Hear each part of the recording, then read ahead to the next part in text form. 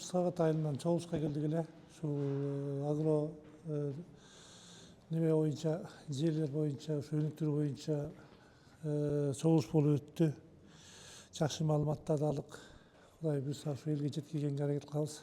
Бүгүн Айыл чарба министрлигинен атайын дайындалган топ жерлерди кыдырып, биздин Токтогул районуна да келип, дыйкандар менен ушундай түз көзмө көз байланышып, маалыматтарды берип, ошондой эле айыл чарба тармагында асыл тукум малдар боюнча, дыйканчылык боюнча кандай иштерди жүргүзүш керек экендигин жакындан тааныштырып келип атышат.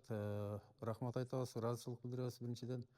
Анан ушул дыйкандарды дагы чакырып кетет элек, ушундай чогулуштарга, семинарларга катышып турушун деп тилегибизди айтат элек да.